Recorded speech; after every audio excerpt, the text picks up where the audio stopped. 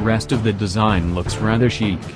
A sharp and distinct character line carries over the headlights, down behind the front wheel, and up through the tail light.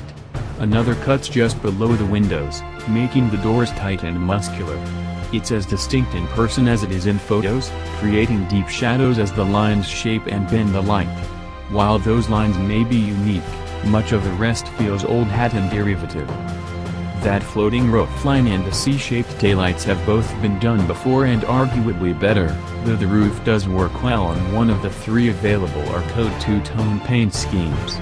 The high-mounted rear door handle and small rear windows recall the Hyundai Veloster. The awkward placement means you're forced to pull the handle like you would a door knocker. At least it looks cool. The rear glass is sharply raked, ending in a ducktail that almost gives the CHR a split spoiler appearance. It looks good in an overdone Japanese way, though the result is limited rearward visibility. Cargo space is ample, although the load floor is a bit high. There definitely isn't anything as boldly styled in this class, save for the Nissan Juke.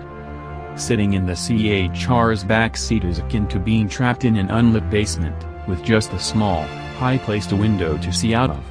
The fact that the interior only comes in black doesn't help any. There is a giant plastic panel that covers most of the door, and shorter occupants will be left with only a view of the sky. Despite the poor visibility, the back seat is actually quite spacious. One 6-footer can sit behind another comfortably, with a surprising amount of arm and head room. That latter is likely owed to the lack of an available headroom-sapping moonroof, again, because cyan. In contrast to the compromised rear, the front seat is mostly traditional Toyota. The gauges, infotainment, steering wheel, and switches are all straight from the Toyota parts bin. The console is deep and the cup holder height can be adjusted to fit both short and tall bottles. While the seats look sporty and tight, they're actually really comfortable, with plenty of support all around.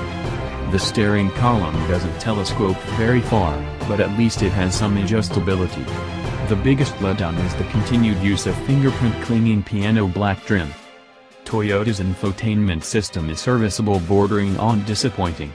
It's generally quick to respond, but the layout and design feel a generation behind.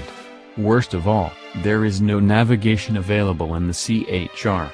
This might be forgivable given the prevalence of phone-based navigation, but the system doesn't support Apple CarPlay or Android Auto. That means finding a place to mount your phone, which is never as convenient as an integrated system.